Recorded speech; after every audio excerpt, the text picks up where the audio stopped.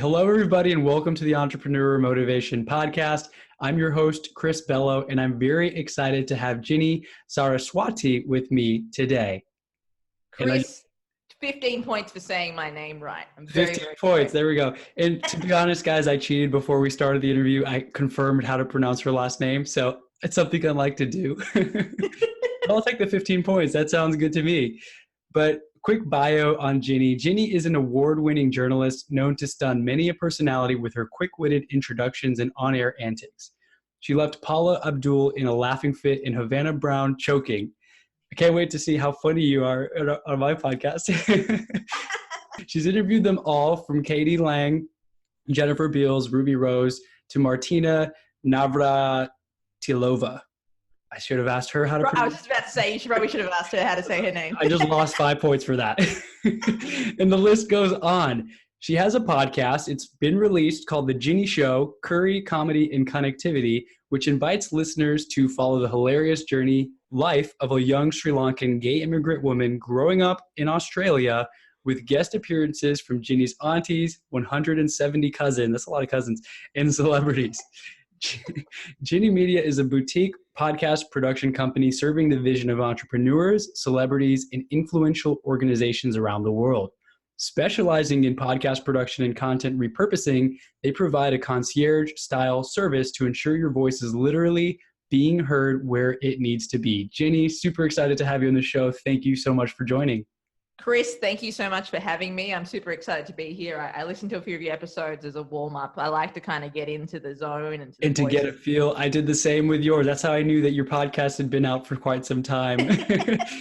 Fantastic. It's great too. It gives me some context as to who I'm talking to, and you provide great value in your content. So I appreciate that. And it's funny because we all kind of have a little bit of a different voice, and sometimes the voice evolves from the first episode to the most recent one. So I like to get a feel for how much the person I'm talking to has grown in terms of speaking and content. And it's something that comes with time, I think.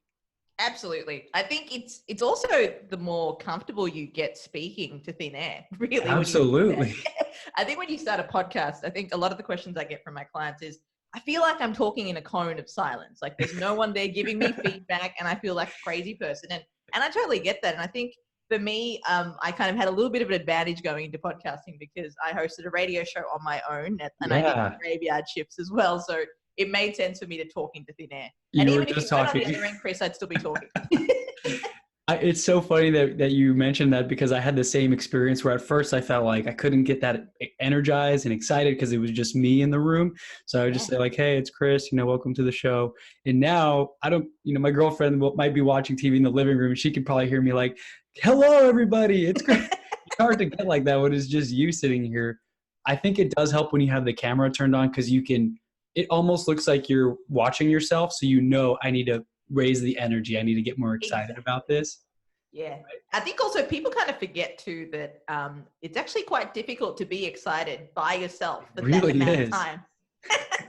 Yeah, absolutely. And today I'm really excited because we're going to talk about why you love podcasting so much. And I love it too. So I should be able to chime in and either agree, disagree, have some feedback. And I can't wait to hear what we talk about. So why do you love podcasting so much? What's your favorite reason? My favorite reason, Chris, is I just love having conversations. I think we tend to forget just how powerful they can be. There's many facets to a conversation. Obviously, there's the speaking part or the communicating part of it. And then the other end is the receiving and the listening part of it. Sometimes we can do one better than the other. Sometimes, generally, it's more so speaking and communicating, which is stronger than the listening and receiving point.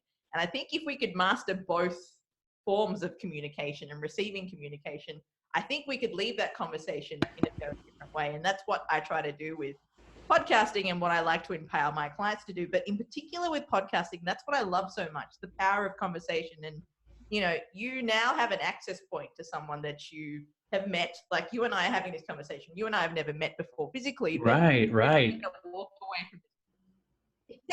going to walk away from this conversation and we're going to learn something about each other. Like, one thing that I know now about you, Chris, is that you can't say Martina Navratilovan's name, and neither can I clearly. So, I can walk away knowing that bit of information. That we had the same issue with the last name. Yeah.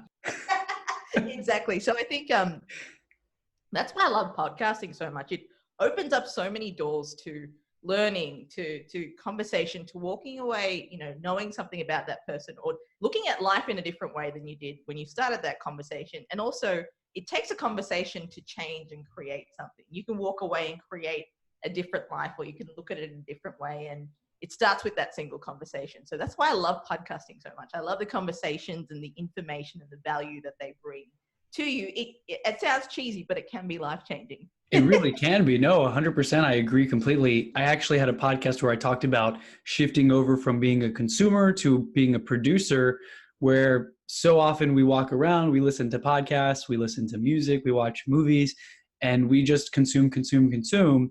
And when you start shifting to producing and you actually collaborate with people and have these conversations, and even if you're having a conversation with a friend, like throw a microphone in front of it, you could capture something extremely valuable that someone else can learn from. And so, like you said, these conversations can literally be life-changing. What a lot of people do is they have those life-changing conversations on a one-on-one basis, whereas by recording it and releasing it, we're able to share that with hundreds and thousands and millions of people. Absolutely. And the thing about podcasting too is it's the choice of the person who's listening or tuning in or participating to some extent in that conversation. They can actually choose their level of participation. They can be like an active listener where they call in, they write emails to you, they tweet at you, or they can be like, you know what, this is great content. This is great value for me that I can fill my ears, hearts, and mind with. So I can walk away with that. And that's the beauty of podcasting too. Like the way that people consume it, the autonomy is entirely up to them too, because they can listen to something while doing something else, which no other medium offers. Like, Gary Vee talks about this a lot, that audio is the only medium that allows you to consume communication or information while you're doing something else. So right. As we get busier, it's going to be a very handy medium to pay attention to. I keep hearing that, and I keep noticing that in my own life, because I do have books. I love reading books, but you have to physically be present. And even for videos, if there's content on the screen that you kind of have to look at, it's one thing to be watching a video interview where they're just talking and you can kind of listen and glance at it every now and then. But if they're showing things on the screen, it requires you to physically sit down and watch it and maybe take notes. Whereas you can be driving or on a plane or walking or grocery shopping while listening to podcasts.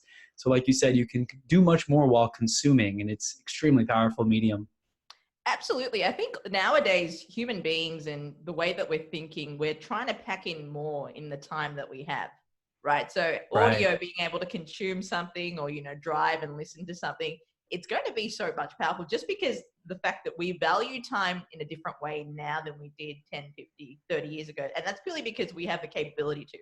When the internet wasn't around, our parents and grandparents didn't have the luxury of, manipulating the time the way that they like, because they had to be at a certain place at a certain time. Whereas now the options are kind of endless with the internet. That's the opportunity it's given us. So time is being consumed and time is being valued in a very different way than it was 50, 60 years ago. So audio is going to play an interesting part in that and how that plays out. It is so interesting to see just the generational shift, because millennials, I have a printer at home, but I don't ever use it. I don't print anything. And then I go to a coffee shop and I see an old person reading the newspaper, and I'm just like, gosh, that seems like you got to get the paper and sit down and open it and like turn pages. It says continued on page 5. I don't want to be flipping to pages and highlighting things. I can just listen to a 20-minute podcast and learn more relevant information. I think that's just the millennial in me speaking, but I totally agree with you that that's the new medium people are shifting to. Convenience, have that in your pocket, in your earbuds, and go on with your day. Yeah, what you just said there about, someone reading the newspaper at a coffee shop, even with me, I have to kind of catch myself because I have a double take. I'm like, what? You don't have a computer or a tablet in front of you? But also at the same time, I kind of see that as a luxury. For me to actually go to a coffee shop and read something, like get a book out or a newspaper right. out, that's a luxury now because, you have the time to exactly. commit to it, right? It's a luxury. And I think also, nowadays with millennials, and I can empathize with both sides because, it's like we're all too connected to our devices. But on the other end, I can appreciate the need for the lack of connectivity. But they both, again, like I'm a big believer in you do you, whatever works for you. But what you just mentioned there, it takes that level of empathy to be like, oh, that's a newspaper. I remember what that looks like. It's got ink on it and a printer as well, clearly. Yeah, it's just the printing. It just seems like so many steps have to happen before you get that newspaper on the shelf. Whereas the podcast, you can record in the studio you're in. I can record it from my house. This is just my office in my house, Yeah. and I can send this out. I have listeners. I mean, I'm sure you do too, across the world. People will message me from Africa or like Denmark telling me I love that episode, and I'm like, whoa. I'm sitting here in Houston, Texas, in my bedroom or in my office, and just recording for 10 minutes and hitting send, and I can send it to anybody who wants to listen. It's amazing. Right. Yeah, absolutely. And that's the power also of technology. So you've got to look at pros and cons to it. The fact that you and I, again, can have this conversation from wherever we are in the world and still be able to hear each other clearly, speak to each other clearly. We don't have to wait for a dial-up or get a calling card. It's pretty cool. And it's all free. It's amazing. Yeah, exactly. It's crazy. And it's interesting to see, just speaking like on the free thing, the tangent, back in the day, to do something like this would have probably been expensive, or you have to have the right equipment. And now with I have like a $90 webcam, $100 mic, maybe $150, and then free Zoom software is what we're using right now. And there's premium payment plans and stuff, or things that you can sign up for. But it's very easy in today's day and age to have a clear recording like this, and just talk about the quality of content that we talk about. That is where the gold and the priceless thing comes in, right? The content. Yeah, absolutely. And what you just said there, like just what you've purchased to do this podcast, you've purchased a camera, a microphone. That's all you need. Software. That's really all that you need. And I think, even if you didn't have the microphone or the camera, just the fact that you had that intention to start a podcast as a result of wanting to start, that's all you really need. And a lot of people are crippled from that factor too, Chris, that I find that when they want to start a podcast, they think more about the camera, or they think more about the equipment than the talent or the value that they can actually bring with. Right. They think they got to rent a studio space. You don't have to do all that right away. No, you don't. You just need to start. You can actually literally record on your phone. I obviously, as a podcast producer, frown on that a little bit because I'm like, audio quality, come on. But if it is a hindrance to you starting, if you're like, I don't want to start because my microphone isn't ready or my camera isn't ready, record on your phone. If you don't have the budget to buy those things, record on your phone. That shouldn't stop you from starting. I think that's also the hardest thing for people to do sometimes. Definitely. It's kind of funny. The other day, I got back into town late for my podcast that just went live yesterday. And my girlfriend was studying. We have another desk over here. She was studying for something. She's finishing up school. And my podcast mic is all here, but I didn't want to distract her. So I went to the bedroom and I literally recorded it on my phone with the headphones that come with the phone, and the quality was much clearer than not using headphones. So if you are going to record on the phone, at least use a lapel mic or the microphone that comes with your phone built into your speakers, because that will help a lot. The worst thing I think in a podcast or in a video is if the quality is fuzzy and it sounds like, and I love Gary Vee, but sometimes he's guilty of this, where there's background noises and I'm trying to listen and you hear he's like recording while he's walking on the streets of New York or whatever. I'm like, man, I love the content, but it's distracting sometimes, right? You actually raise a good point there, Chris. And this is a question I get a lot from clientele too. They're like, there are people out there who record. Gary Vee recorded on his AirPods. There's no question about it. You can tell by the quality and the background noise. However, because he's Gary Vee, because he has and the loyalty that he does, people will listen. And I think quality, yes, definitely. When I put my podcast producer hat on, I definitely go, quality should be what you're aiming for to give that really great listener experience. However, there's one thing that trumps the quality of audio, and that's the quality of content. The content, yes. If your content is fantastic, people will listen. Absolutely. No matter how long it is, no matter how short it is, people will listen regardless of people are forgiving when it comes to the quality of the audio if the quality of the content supersedes that. I guess if the quality is really good, but the content is dry, then no, it doesn't matter. If you have all the right equipment, people aren't going to tune in because they're not engaged. Exactly. And that's what's happened a lot. I think people are too much focusing on the equipment and what we were talking about before. Right.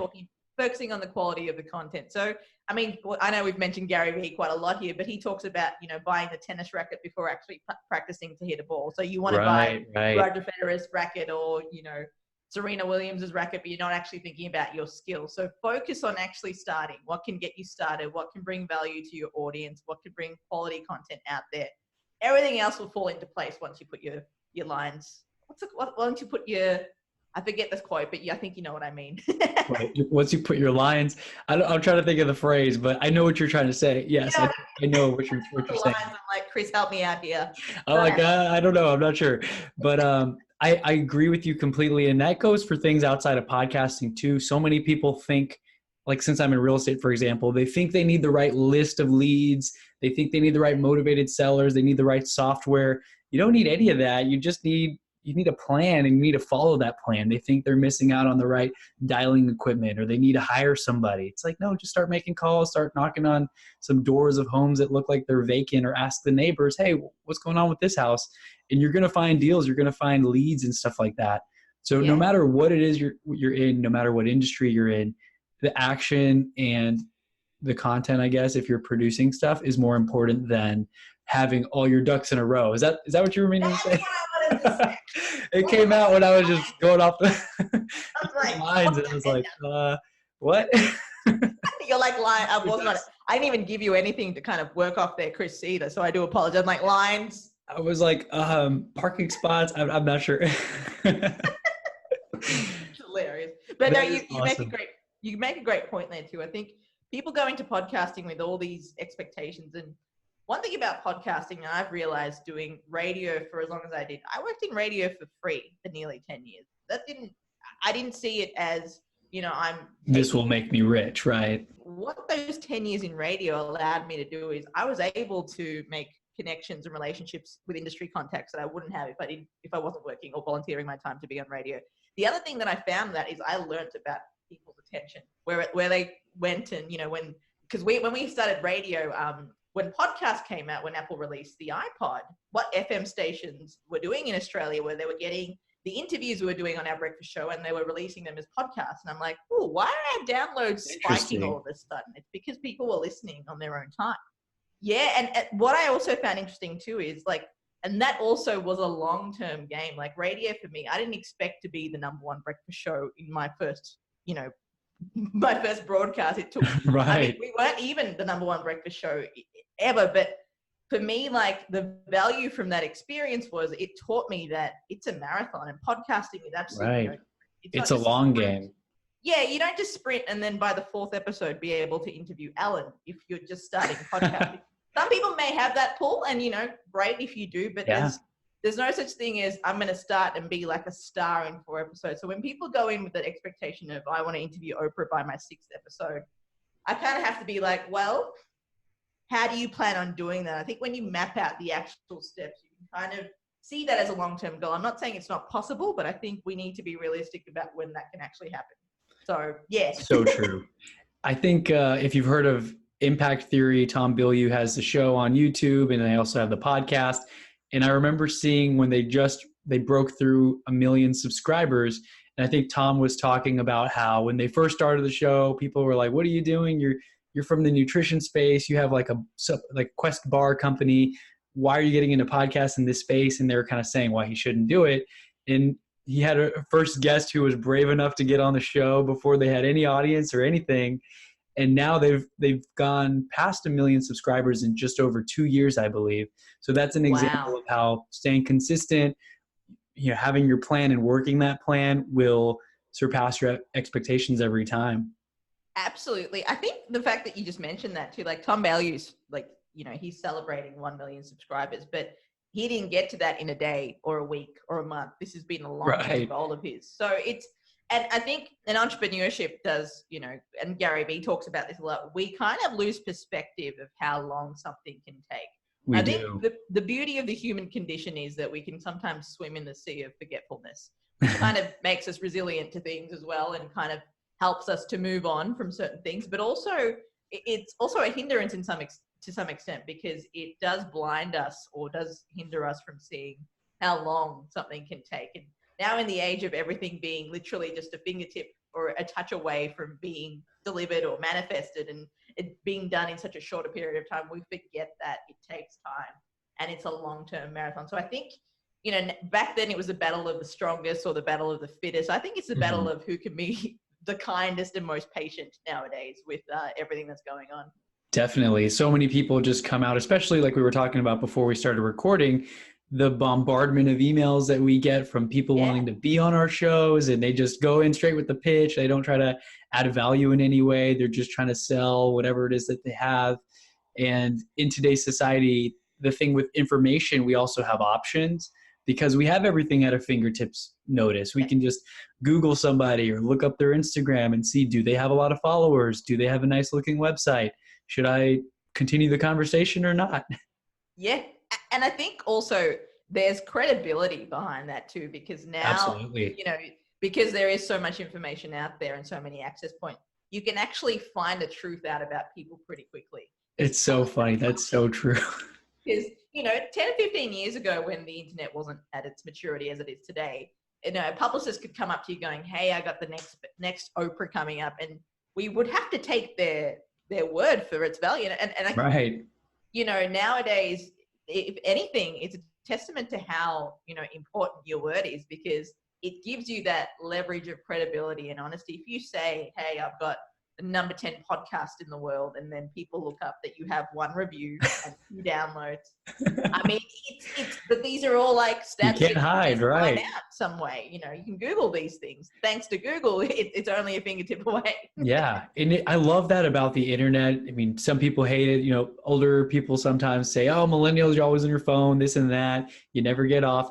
But there's pros and cons, I guess. Obviously, the addiction is there of always checking social media and always having these things available at our fingertips. But on the pros, I would say, outweigh the cons in that we live in a transparent society.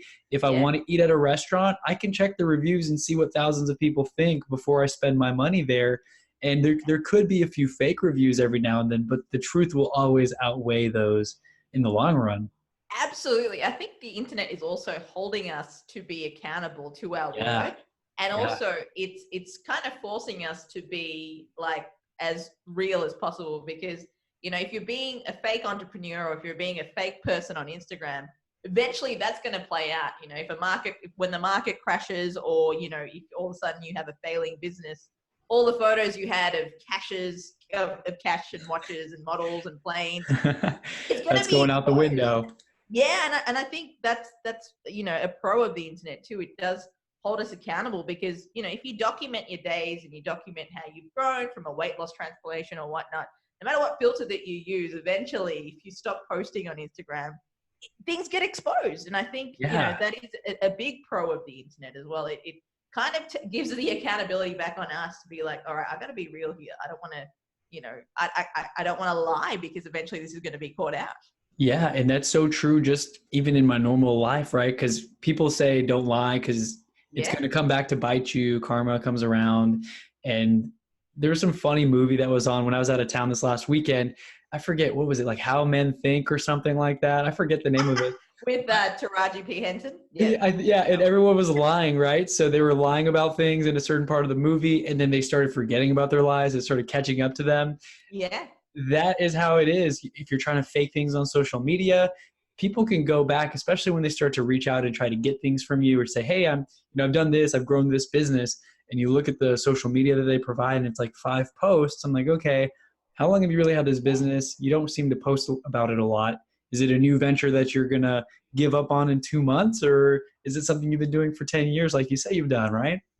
Yeah. And I think also, you know, to that point too, Chris, you know, when you are online and you're saying all these things and you're preaching all these things, there are people out there who will be like, you know, their intuitive sense will kind of kick in and their ears will prick up going, is this person for real? Right. And what you've actually done by lying, or a hint of vulnerability, or a hint of being disingenuous or whatnot, they're going to just look at that wound, open it up and be like, ooh, what can I find in here? And it'll just backfire. They find.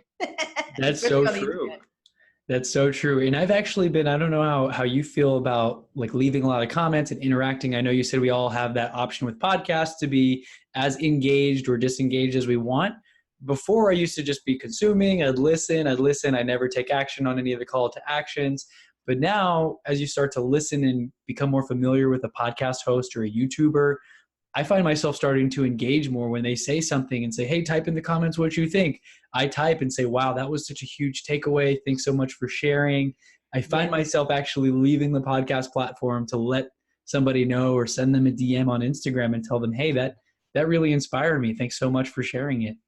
I think you're not alone there, Chris, because the thing about podcasting and audio is it's such an intimate space. So whether you are listening passively or whether you're actively listening or whatever it may be, eventually over time, you do feel that connection with the person that you're talking to because they are literally in your ear. And you recognize their voice and everything. Yeah. Exactly. And think about how many people you let right in your ear. It's only people that you really like. Let's face it, you know. Right. It's only people that you really like. So it's a situation where, you know, you do feel like you're connected to someone and there's that opportunity to have that, you know, really impactful conversation and the opportunity to impact. So leaving those comments, leaving those, you know, giving that feedback, you do invest some of yourself into that. So that's also a powerful medium that podcasting and audio has, but also what we were talking about before, it also has, if you're not being genuine, it can really kind of take you down a different kind of rabbit hole.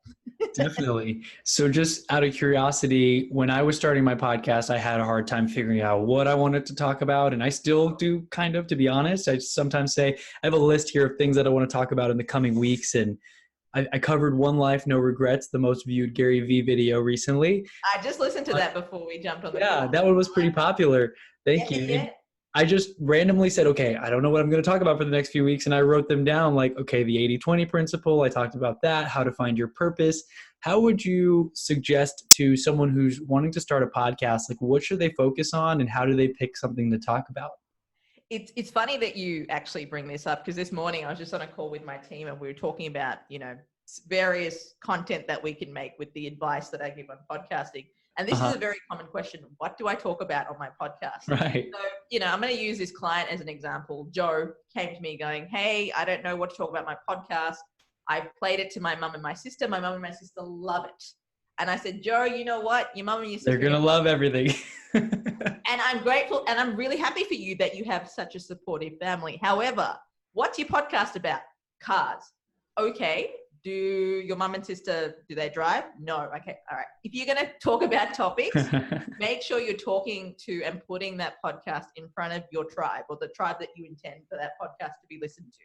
Right. So think about who you're reaching. And John Lee Dumas has this great hack called Find Your Avatar or the person that you're talking to. Yes. I mean, there's different ways that you can do this. Some people like build the content and they have an idea of the kind of person that they're speaking to, but they don't really hone in on specific avatar. So they kind of build the content and the avatar kind of comes. Other people kind of look at the avatar. What does this person care about? What are their behaviors? What does my listener want to hear? What is my ideal audience? What can bring them the most value?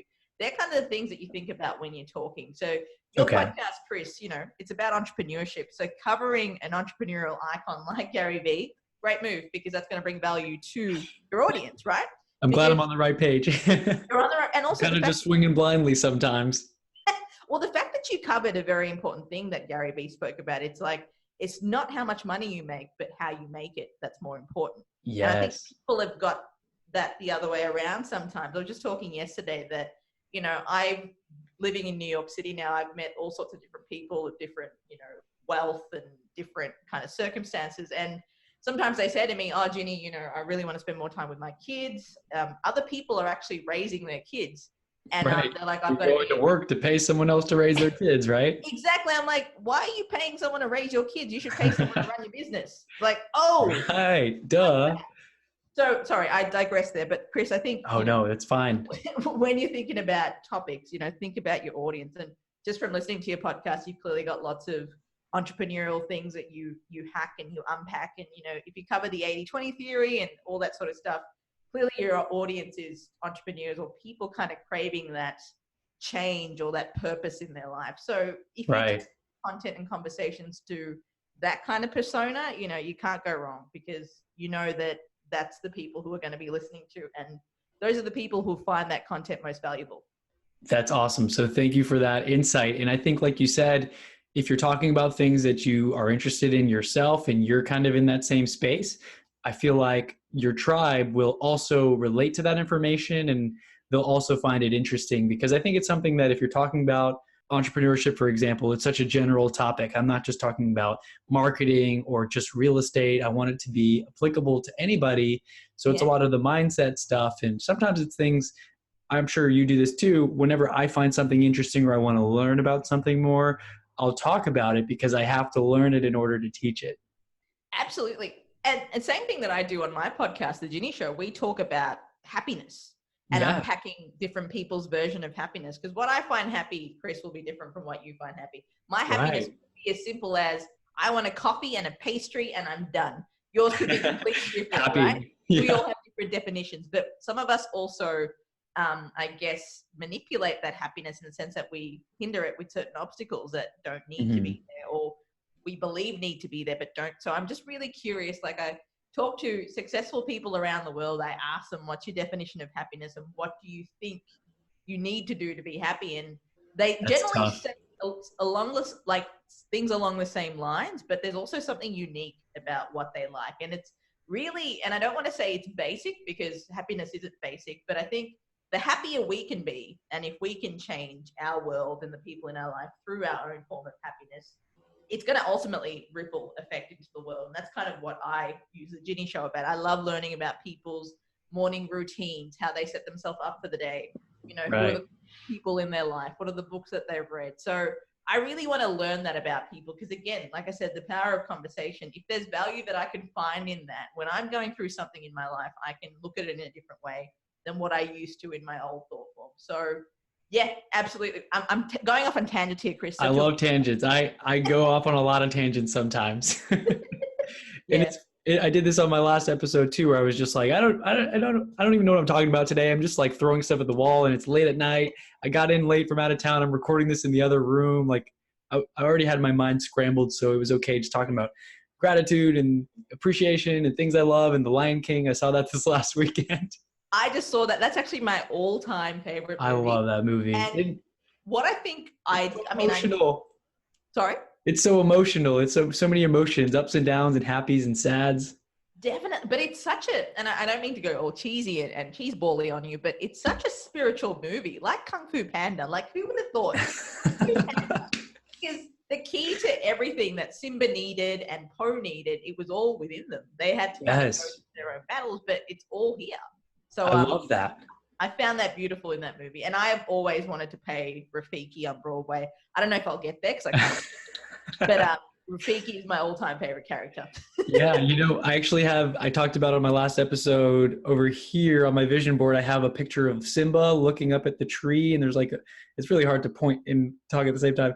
There's Simba right here, and he's looking at the tree, and it has his little painting that Rafiki did.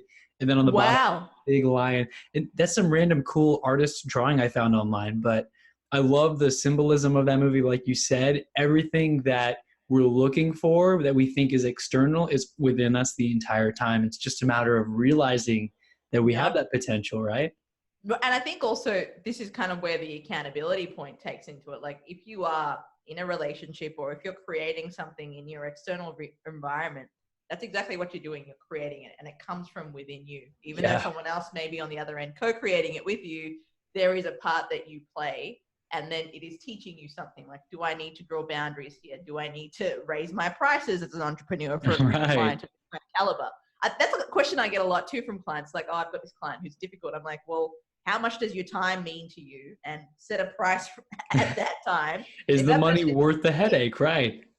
Well, if you're willing to kind of swallow that headache or swallow that pill, put a price tag next to it. I know that sounds really like callous, but I mean, I value my time. And if you're going to, drain my time, chances are I probably won't work with you. But, if it comes to a situation where you're like, actually, I do want to work with this person, but these are the conditions, you've got to set that for yourself as well.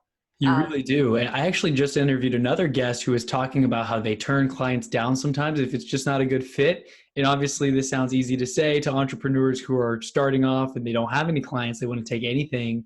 Exactly. Once you reach a certain level, you need to know where to draw the line because, like you said, a client that's draining your energy may not be worth it even if they're paying a little more, because that's going to ruin your mojo, your personal life, your happiness ultimately, right?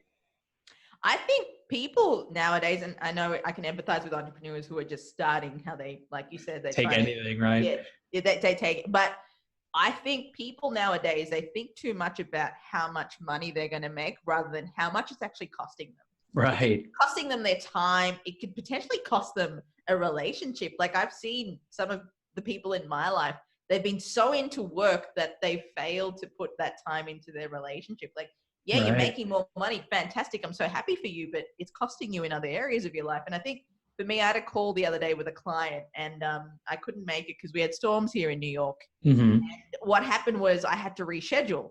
And she was like, I felt that I was being controlled because I said, I can't do it. Like, well, I really want to do it today. Can we do it today? I'm like, I can't, dude. Like, this is the situation. But I want to do it today. It's like, all right. I feel, and I think Oprah said this too, if you say no and someone doesn't accept your answer or the boundary that you've grown, they're trying to control you.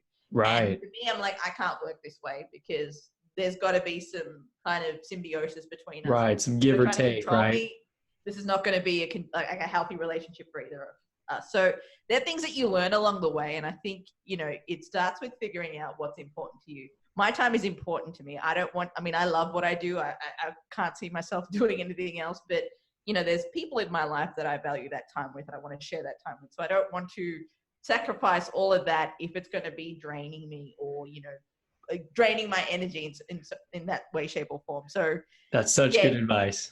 I think, that self-awareness, like figuring out what makes you happy. Balance is always going to be changing. Like I find for me, I'm constantly having to redefine what balance looks like for me. And it is deeply personable to everyone. It's a personal kind of definition of what balance is.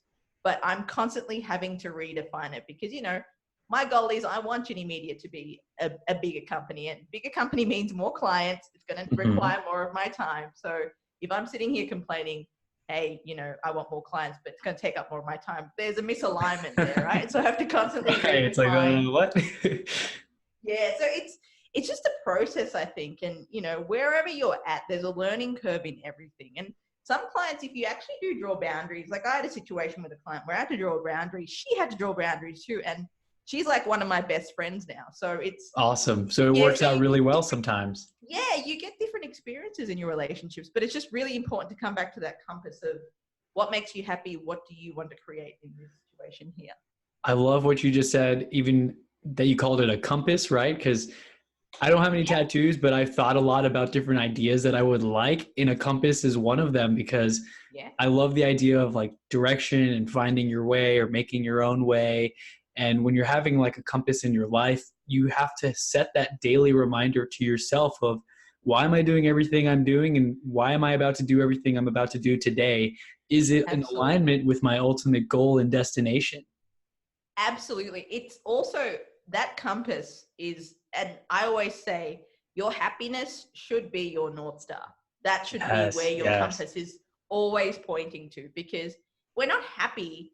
What are we filling our time with? Are we filling it with, and also again, if we change, the world around us changes. If we're filling it with things that make us happy, if we're living a life on our own terms, that should be our North Star to everything. It should be the ROI on everything. Your happiness should be your return of investment on everything. Eventually, Yes. I love that. Your happiness should be your North Star. That's going to be like the quote of the show. I'm going to tattoo that on my back, Ginni.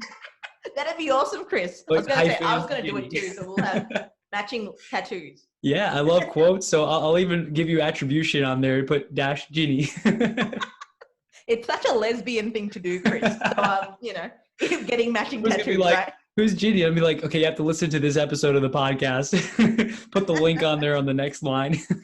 It'll be a bit like that. Absolutely. I love that. So for podcasters, do you have any other advice or tips on, we talked about like how to pick what you want to talk about and ultimately finding happiness. And I know we went off on some tangents and talked about the Lion King, but whenever you have clients that are looking for more podcast help and guidance, do you have any other tips that you usually recommend to them? Yeah. So I've got a free course on how to start a podcast, which is awesome. On my site. I wish I had taken that. Yeah, no, go for it. It's free. There's a ton of free ebooks there as well on how to start a podcast, one for your business, how to repurpose your content, perfect, how to be the best podcast guest. So whatever you need, please do feel free to share that with your listeners, and you're welcome to it as well, of course, Chris.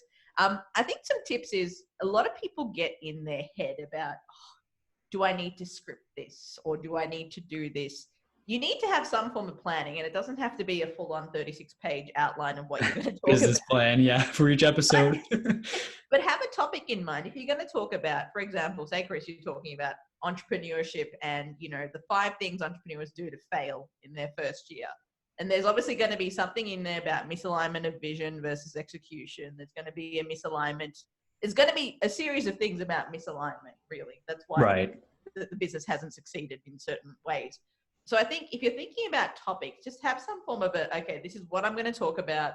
This is how I'm going to unpack the topic. And this is my summary or key takeaways. Like, if you just have that basic structure, when you're going in and you're more of a freestyle person where you like to turn on the mic and let the flow take over, that's the best way to do it. But I think a lot of podcasters are kind of scared because they're like, oh, this microphone, I mean, looking at it. What do I talk about for 10 minutes or 30 minutes? Yeah. Exactly. People find this sort of equipment intimidating, and I get it because I've interviewed or been on podcasts or produced podcasts with some of the most genius people in the world. They're making like cars, which are going to be the future of transportation. But when it comes to selecting the microphone input, they have no idea.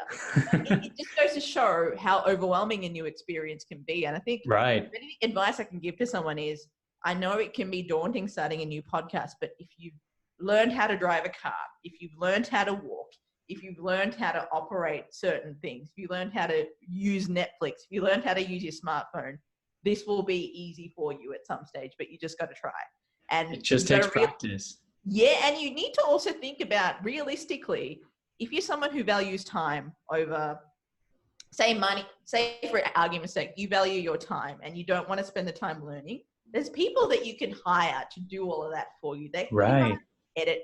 I mean, you don't have to hire Ginni Media. You can go on Upwork and find audio editors, show note writers, people to create artwork for you. It's all there for you. So it's just a matter of putting in that initial small time investment and then deciding what works for you, and knowing that if you really want a podcast, if it really makes you happy to connect with different people from around the world, do so. Like that's what, again, should be your North Star. Do what makes you happy and learn from the people who can give you that value to be happy.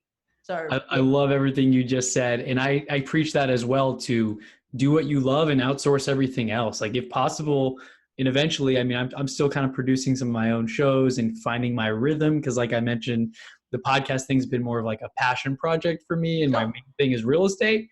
So I really do want to get to the point where I'm just recording content, sending it to, A, B, and C people who cut it, trim it, post it, publish it, type out a blog post about it, because all those things add up, and those aren't necessarily what I'm passionate about, the editing and the sound adjustment, right? But I love talking to the microphone. I love talking to the camera and putting out content. So like you said, get to that point eventually. If you don't want to do something, but you like one part of it, do that part and outsource everything else and hire help.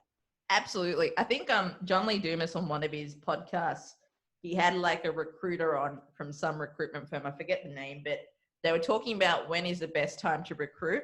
And it's just literally, and this is why I love my morning routine and looking at other people's routines, because I like to constantly tweak it and think, oh, what can I do better? What are my non-negotiable tasks? Right. What can I add into my routine?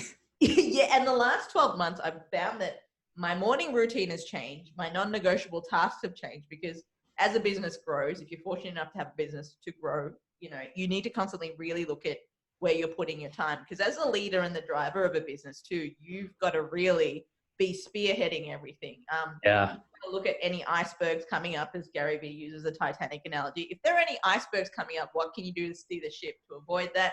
And your employees should not know anything about what's going on. They shouldn't have doing their thing, fear of the icebergs. Yeah. But I think also when it comes to your time, you got to think about, okay, what's taking up a lot of my time now? Like 25% of your time, I think, was the figure that they gave. Look up what's taking 25% of your time that you don't particularly need or enjoy doing, and that's what you get outsourced. And then that 25% of your time becomes available for growth, thinking time, strategy, whatever it needs to be. But I think that's always something that I'm constantly refining. And I make a joke to my team. When we first started, when we had like five team members, I project managed really well, I thought. Now that we're up to 15 and nearly 20, I'm terrible at project. Next level, yeah. Yeah, I've outsourced that. I'm like, you know what? you go do your thing. Like I can't. Right. Because you're like, I don't want to be a project manager. I know it needs to be done. So I'll hire. Well, it's important. I'm just not the best person to do it at the moment. And I'm also open to that feedback from my team. Like, okay, we've sent you like 4 assignments, 4 due dates. I'm like, yeah, I'm sorry about that. I'm completely open to where my blind spots and failures are. That sounds a lot like my personal email inbox situation. I probably need a project manager just to tell me what's going on. I get back to people and it's been like 3 weeks. And I'm like, I'm going to be honest. I have like 200 unread emails. I'm sorry. I'm trying my best.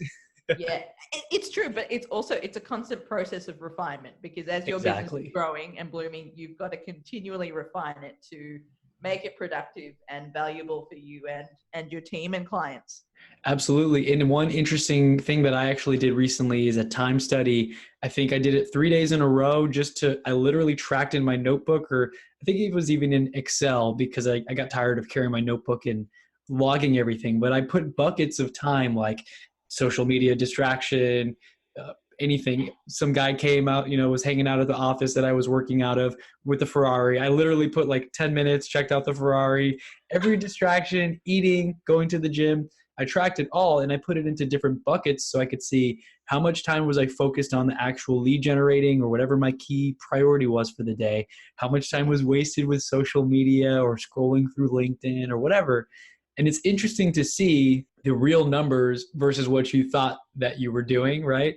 We all probably get a lot more distracted than we think. And oftentimes we're having time get sucked away on certain things that we should not really be doing, that aren't driving the impact in our business or our podcasts or whatever it is that we're looking at. Yeah, 100% there, Chris, too, because even I'm guilty of it too, where sometimes I have to actively tell myself, don't do this. Look at your phone in the morning, or don't do this. But sometimes it happens, and I try not for that to happen. But when I am on point with and sometimes I have to also schedule times like you do to reply to people's messages or reply to emails or that kind of thing. And one thing that I do not want to happen, no matter how busy I get, is I have a group of close friends I've been friends with for nearly over a decade back home in Australia. I don't want to lose that touch just because I'm living in a different city. So part of my morning routine is to send them a message, or to send them a voice message, or to check in with them, listen to their messages, or what I call audio books. So sometimes their messages are 14 minutes long. This is like an audio book. This is great. But like things like that, it's important also, again, like you're going to have human days where you succumb to the rabbit hole of social media. It's kind of, it's one of those things where you just get so engrossed in it. And I think, you can allow yourself some forgiveness and not judge yourself for that, because it happens. It does. But as long as you go back to, again, that compass of, okay, where do I need to realign now? Mm-hmm. And I know you're telling the truth on that too. I was trying to pull up the email, but it's not open right now. I did see on your email signature at the bottom, you said, please note, I check my emails at 8, 12, and 2 or whatever. You had like 3 different times on there to let people know that you'll get back to them. And I don't know, did you learn that from Tim Ferriss? Was that 4-Hour Work Week, or was that something similar? I actually learned that from one of my clients. Awesome. He's got a podcast called Technology for Mindfulness, and he's very big on, technology being such a distraction. And there are pros and cons, obviously. And he said, in your email signature, be very clear about when you're available, because your clients will be able to, you're setting an expectation there for your clientele. Right. Because if it is an absolute emergency, my number's in the signature, they can always call me. If it's not, they won't. And that's kind of what I've done. And it's helped me too, because even if I don't, if I'm on email all day, sometimes I purposely schedule my emails to go out the time that I say that they will. Yes. Expectation. Because otherwise if you constantly give people the impression that you're contacted 24/7, right? Especially on email, they're going to do it. It's like, you don't want to make like text, you don't want to turn email into text messages, because that becomes repetitive, and you can actually go through another loop of rabbit hole down there too. So true. And that ties in with like time blocking and scheduling, setting expectations. So important. I have people, and I'm sure you do too, and they'll literally be like 30 minutes after they send an email, did you get my email? Like we just talked about, I have like 200 unreads that I'm catching up on at all times. It just, from the podcast, from real estate leads, I'm like, dude, I did not get your email yet. Okay. It's interesting. I had clients like that when I started working out. And when I started, entrepreneurship, I had clients, did you get what I sent you? 9 out of 10 times is because they're super excited and they want to know my thoughts on this. Which is great. But get that website link. Dude, I'm in the middle of Times Square. I haven't really checked Times Square is not the perfect place to kind of Nope. check and consume content because there's so much happening. But certain things like that, like I think, the ability to kind of draw that boundary going, I only check my email this time. Like, there's gotta be some boundaries here. Yeah. And like you said too, even auto scheduling, that's like next level. If you know you're going to get responses to a certain email or even a social media post, I'll wait and post it at a time where I know I can reply or I'll be able to check my phone. Because as soon as you send that email or you post that thing on Facebook, things are going to start popping up. People are going to start replying and engaging. Hopefully, if you have some friends and people actually look at your posts, right? But that's going to invite distractions into your day, which cuts into your production time for podcasts and things like that. So I know, to be respectful of your time, I see it's 2:06. I mean, are we still good on time for our meeting here, or do you have a couple more minutes? Because I know I'm very much like, oh, I might have something on my calendar at 2:30, knowing me.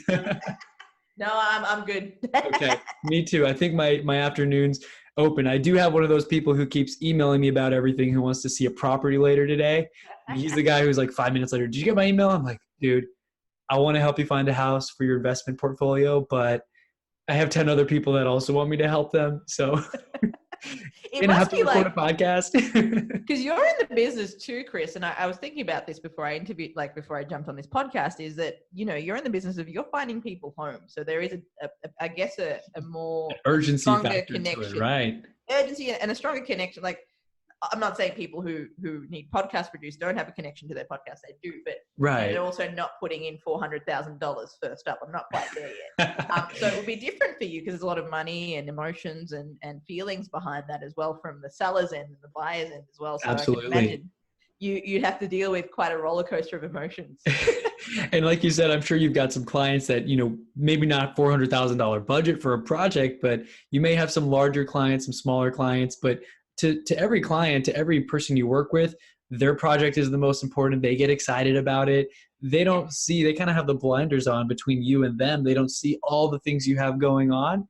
So you've got to set that expectation up front and say, hey, I'll reply to your email within 24 hours, or if it is an emergency, an ABC constitutes an emergency, not just you sent me an email. That's not an emergency. You've got to set those clear guidelines for your clients so that you can have your time barriers and get what you need to get done. Yeah, absolutely. And I think, again, it's that part of the communication aspect of it, right? Yeah. If you can talk, listen, and hear the actual person, what their needs are. And then if you communicate in a way that's reasonable enough for them to understand that, they're still a priority, they're still important. However, there are other pressing things that you need to get to until that can be manifested into reality. So definitely. It is a constant game of communication and constant game of listening and hearing. Also hearing, and I find with my clients too, I have to hear what they don't tell me as well. How can you talk about that a little more? What they say, how they say it? What they say, how they see it, their body language, what do they actually mean? Because I think humans naturally, we add meaning to things. I think that's how humans operate generally. We like to add meaning. But however, when it comes to people, I think sometimes when we're having a conversation, I have to listen to what my client is saying and what they're not saying. Something like, oh, Ginni, I'm struggling to get this podcast out. There could be a number of things that's going on in their lives for them not to have the podcast. I have meetings sometimes with clients and they say, I want to start a podcast. And they'll tell me 14 different things that's going on in their life, but they're really, really excited to start the podcast. And I say, you know what, love? I don't think you're ready to start a podcast. Like, what do you mean? I said, well, you've got this going on. How are you going to be able to record these, have 4 ready before you launch, that kind of thing? And they're like, oh, okay. For me, again, it's what you said before when you unpack that. It's not how much money you make, it's how you make it. Mm-hmm. I mean, I could have led that client down by saying, hey, let's do a podcast here, give me the money. But I know for me, I don't feel right doing that, firstly, because that's not how I roll in business. And secondly, it's not of service to the client. It's not fair to them either, because they're not going to put the necessary time commitment. No, and long term, I'll make some money in the first month or 2, but long term, do you think that client's going to trust me? No, and they might not even stay consistent. They might give up in 3 months, right? Because they're not seeing results because they're not putting the time in. Again, so I'm not thinking about how much money I'm going to make. I'm thinking about what it's actually going to cost me. It's going to cost me trust. It's going to cost me more money down the track. these sorts of things always play a part. And I think you constantly have to listen to what people are not saying. Right. You know, and exciting as it is starting a podcast, it's like you've got to be ready to put in the time, the energy, and the effort. And if you have too much going on in your life, I would say don't start a podcast. And the commitment too. I'm sure any podcast 101 introduction video will talk about how you've got to be consistent. You've got to say what time and date you're going to release it and stick to it. I don't care if you're like on vacation or whatever, pre-record it or do something, last minute on your phone using your headphones or whatever. Absolutely. I did that when I was in vacation in Bali. I just recorded it on my phone speaker in the bathroom of the hotel I was in. It was a little echoey, but the closet was too small. It was like one of those hanging closets. I couldn't really squeeze in there. But you're also in the same way. What we're talking about, Chris, is that you are putting out a podcast when you say you will. So your listener expects that podcast to be out whenever time that you said it would be. And if you missed here and there, they're going to be like, okay, lost me commute or their afternoon commute. But if you're not there, they might find something else that will fill that time. Right. And that's one thing. I do that too with podcasts. I know, okay, this podcast is coming out on Monday. How I Built This, for example, is one of the ones I listen to with Guy Raz. And it comes out every Monday. I'm like, oh, I'm so excited. Okay, I've heard this one. They're re-releasing it 2 years later, but it's been a while. Let me listen to this. And it's like an hour or 45 minutes. That's a big time commitment. And it's built into your routine. So you want to have people in your audience who are like, okay, I can't wait. This is part of my Monday routine. I listen to it on the way to work or whatever, catching the subway in New York, right? Yeah. I was born in New York, but I've lived in Texas my whole life. So that's awesome. What part of New York were you born in? In Brooklyn, actually. Nice. Apparently. I don't know. I'd only been back there at 2015 is when I went to go visit, and nothing was familiar because we moved here when I was like 1. So. Well, when I moved to New York, Brooklyn was where I first lived. So I lived in Really? Bed-Stuy. How long have you been in New York for? 16 months. I'm trying to think. Whoa, okay. 2017. So it's been over 16. It's been like 18 months, over 18 months. Yeah. Awesome. But yeah, so I first moved to Brooklyn and it was like I moved to it was on the corner of Bed-Stuy and Clinton Hill. So there was lots of hipster cafes. So I'm like, all right, this is pretty cool. But now I live in Queens. I kind of live in a bit of a suburbia because there's lots of and Tudor houses, which is lovely. I love that. I think I visited Astoria. Is that kind of close maybe? I don't. Yeah, Astoria is about 20 minutes. I'm in Forest Hills in Queens. It's a little community. There's lots of families around, but I like it because I didn't realize leaving here how much I would miss trees. I know that sounds ridiculous, but when you're in a concrete jungle, it's like, you don't see any trees. Can I get a tree up in here, like somewhere? Can I get a tree? So I really miss trees and the sounds of birds waking up. It was because I grew up with, my mother loved feeding birds and, I love Mary Poppins, which feeds birds. So when I woke up, I'm like, where are the birds at? Like, there's no trees. Right. So you just hear like the neighbor. I remember I had a window view at my friend's place, window view of another window. And then it was just like, you could climb out the window if you wanted to. And it was just all windows. Exactly. So yeah, I kind of, that's why I love where I live now, because it gives me kind of the nature and the solace away from the crazy Manhattan town. Bells and sirens. I'm in Manhattan now, but you go through a lot to get to the city. You really do. That's awesome. Well, gosh, we talked about so much good stuff. I mean, I have to check out your resources too for the podcasting class because I never really went through one. So I'll probably I'll learn a lot of great gems to apply to my show if I haven't already. So can you remind me again, what was the link for people to go check out those resources in that free podcast class? Absolutely. So you can go to ginnimedia.com. So GINNI media.com. You've got links to free ebooks.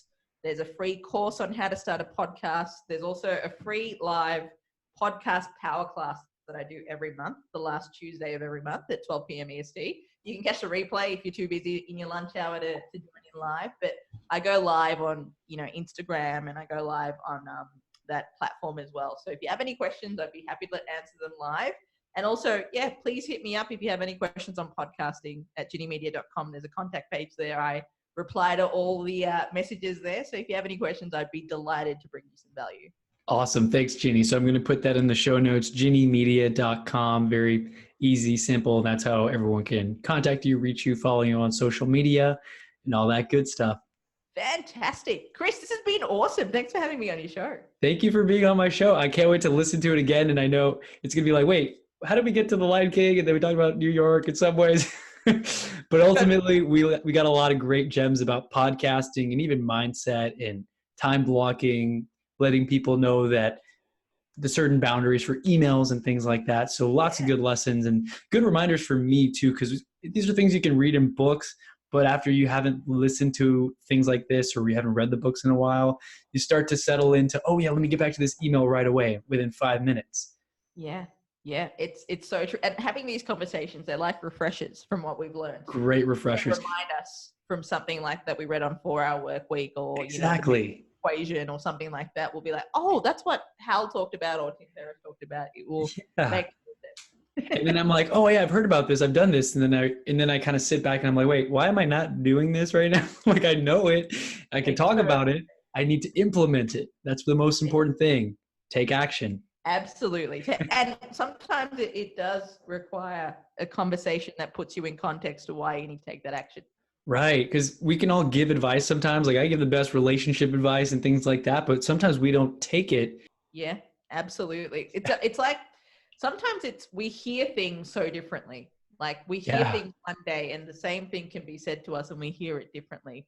So there's a very big difference between listening and hearing sometimes. So true. We don't listen and we don't hear. And when someone's trying to tell you something, they're like, you're not hearing me. It's like, right. Like you're not paying attention. You're not understanding the context. Oh, we're already interpreting that in our own way and not actually hearing what the person is actually. It's just, I just find that fascinating about humans. How so fascinating. It's like the question, we need to talk. And then all of a sudden you have 14 different things going on in your head, and what did I do? Right. Yeah, rather okay, what do we need to talk about? And then let the be literally like, can you do the dishes? But you think it's going to be absolutely fatal, and at the end, but again, like we it's just this is what I found fascinating about humans is we hear things so differently and we react so differently to the same question. Yeah, I love that. And I think that's true even with music and stuff. Somebody may be going through something in their life where the lyrics touch them a certain way. And the other person's like, can you change the song? Like, I'm not feeling it. Titanic again. Change it. Oh, well, hey, Ginny, I really love this conversation. I can't wait to listen to it again. And hopefully we can keep in touch and I can get you on the show again sometime in the future. Oh, I'd love to, Chris. And I can't wait to have you on the Ginni Show as well. So I can't wait to be on there. I'm going to block out 2 hours. Yeah, awesome. Sounds good. Well, you have a great rest of your day, Ginny. You too, Chris. Take it easy.